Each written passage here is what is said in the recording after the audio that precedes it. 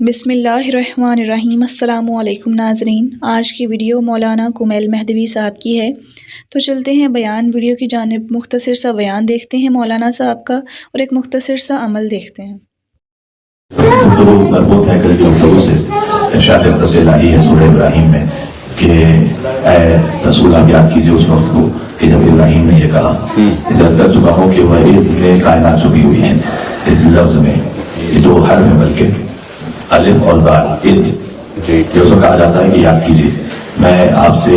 کل کی مجلس کے لیے اسی وقت کہہ سکتا ہوں کہ یاد کیجئے کہ جب مجھے معلوم ہو کہ کل آپ موجود ہیں۔ اگر آپ مجلس میں موجود ہی نہیں تھے میں آپ سے یہ نہیں کہہ سکتا کہ یاد کیجئے کل۔ اس کا مطلب ہے کہ اللہ عز و جل نے اپنے حبیب کے لیے یہ مقام قرآن میں بیان فرمایا ہے کہ جب ہم کہہ رہے ہیں ابراہیم علیہ السلام کے بارے میں تو مصطفیٰ سے اس طرح سے کہہ رہے ہیں کہ یاد کیجیے۔ تو ہم یہ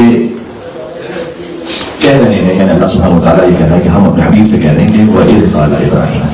کہ یاد کیجیے کہ جب ابراہیم نے یہ کہا کہ رَبِّ اجْعَلْ هَٰذَا الْبَلَدَ آمِنًا، اس مقام کو امن کا مقام بناتے۔ تو ہم نے عرض کیا کہ یہ دعا ابراہیم کی قبول ہوئی اور اللہ سبحانہ وتعالیٰ نے فرمایا کہ وَالتِّينِ وَالزَّيْتُونِ وَطُورِ سِينِينَ وَهَٰذَا الْبَلَدِ الْأَمِينِ، تین کی قسم، زیتون کی قسم، طور سینا کی قسم، اس شہر مقدس کی قسم، اس امن والے شہر کی قسم۔ یہ دعا قبول ہوئی۔ دوسری دعا یہ کی کہ پروردگار تو میری اولاد کو بت پرستی سے بچا، تو یہ دعا بھی یقیناً قبول ہوئی۔ لیکن ہم نے یہ دیکھا تاریخ میں کہ پورا عرب بت پرستی میں مبتلا تھا اور سب اپنے آپ کو اولاد ابراہیم سے کہتے تھے۔ اب آپ غور کیجیے گا کہ اس آیت کو آپ جوڑ سکیں اس آیت سے کہ جو اللہ عز و جل نے سورہ بقرہ میں ارشاد فرمایا وَإِذِ ابْتَلَىٰ إِبْرَاهِيمَ رَبُّهُ بِكَلِمَاتٍ فَأَتَمَّهُنَّ، کہ جب ابراہیم علیہ السلام مکمل امتحان میں کامیاب ہو گئے تو اللہ سبحانہ وتعالیٰ نے یہ کہا کہ انی جاعلک للناس اماما، ہم نے آپ کو انسانوں کا امام بنایا۔ قال ومن ذریتی، کیا میری نسل میں بھی کوئی امام ہے؟ قال لا ینال عہد الظالمین، امام تو ہے لیکن ظالمین تک۔ ناظرین محترم، ویڈیو کا دوسرا حصہ دیکھنے سے پہلے ایک مختصر سا عمل جو کہ میں آپ کی خدمت میں عرض کرنا چاہوں گی۔ صرف ایک تسبیح اور کمال ہی کمال، رزق کی تنگی، غربت، راحت، برکتوں، رحمتوں، نسلوں کی خوشحالی، بیماریوں سے حفاظت اور بابرکت زیارتوں کے لیے صبح و شام ایک تسبیح یعنی 100 مرتبہ پڑھیں اور کمال دیکھیں۔ تو چلتے ہیں ویڈیو کے دوسرے حصے کی جانب۔ کی نسل میں جو ظالم ہوں گے ان تک میرا عہدہ نہیں پہنچے گا۔ یہ خود اس بات کی دلیل ہے کہ اللہ سبحانہ وتعالیٰ نے سمجھایا کہ ابراہیم علیہ السلام کی نسل میں عادل بھی ہوں گے، ظالم بھی ہوں گے، جو ظالم ہوں گے ان تک عہدہ امامت نہیں پہنچے گا۔ کیا بات ہے؟ یعنی جو ابراہیم علیہ السلام نے دعا کی تھی نا کہ پروردگار میری نسل کو بت پرستی سے بچا لے، یعنی ابراہیم کی نسل میں جہاں امامت جائے گی وہاں بت پرستی نہیں ہوگی، اس لیے کہ ان الشرک لظلم عظیم، اس لیے کہ شرک سب سے بڑا ظلم ہے۔ تو ابراہیم علیہ السلام کی نسل میں جہاں امامت جائے گی وہاں بت پرستی نہیں ہوگی، اور جہاں ظلم ہوگا وہاں بت پرستی ہوگی۔ اس خاطر ہے کہ یہ دیکھنا ہے کہ ابراہیم علیہ السلام کی نسل میں کس اولاد تک امامت پہنچی، اور وہ ایک خانوادہ تھا کہ جہاں پر بت پرستی نہیں تھی۔ لہذا امامت کے لیے بہت آسان اس بات کو سمجھنا کہ آپ یہ دیکھ لیجئے کہ کس کے ہاں تاریخ میں کبھی بت پرستی نہیں رہی، وہ بنی ہاشم کا خانوادہ تھا۔ یہاں تک تقریباً میں سمجھتا ہوں کہ میں نے اپنے آپ کو کل کی گفتگو سے مربوط کر لیا ہے۔ اب غور کیجئے گا کہ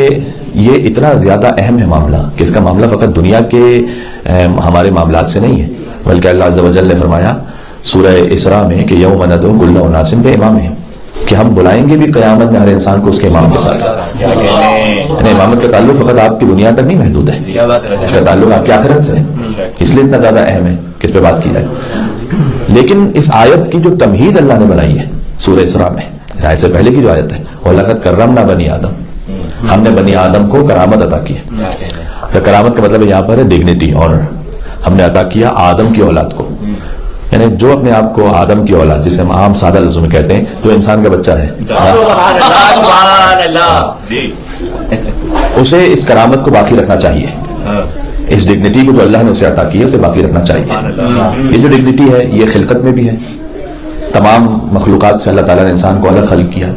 حیوانوں کو ہورزنٹل خلق کیا، انسان کو ورٹیکل خلق کیا۔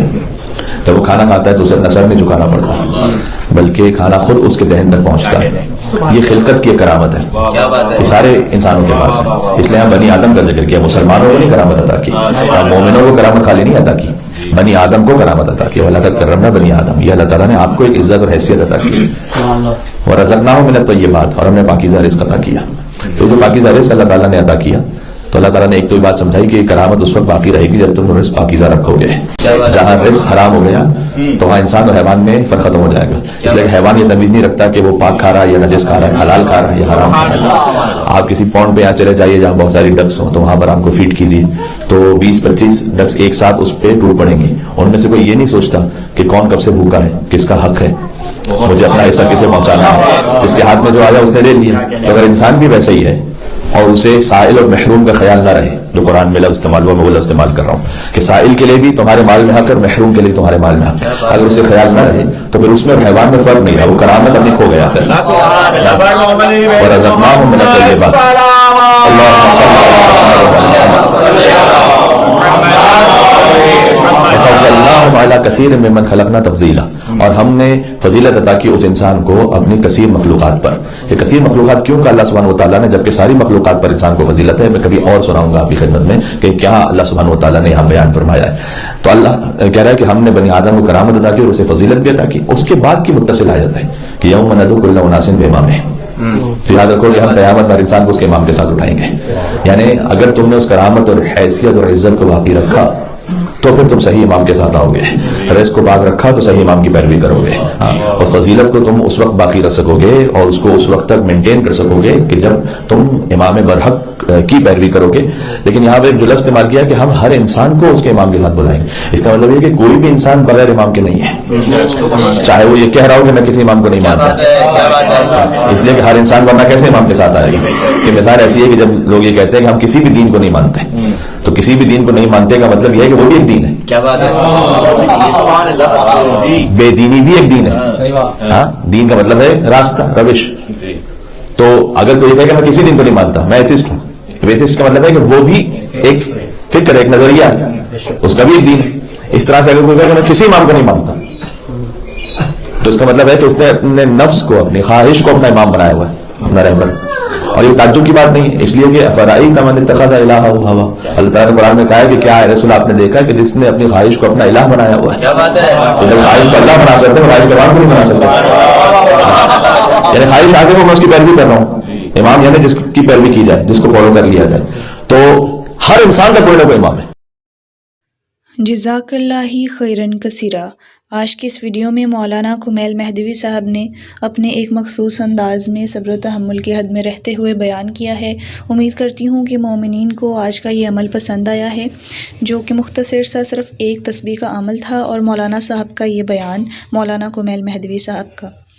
تو ملتے ہیں کسی اگلی عمل اور بیان ویڈیو کے ساتھ، تب تک کے لیے اپنا بہت سارا خیال رکھیں اور مجھے اپنی دعاؤں میں یاد رکھیے گا۔ اللہ حافظ۔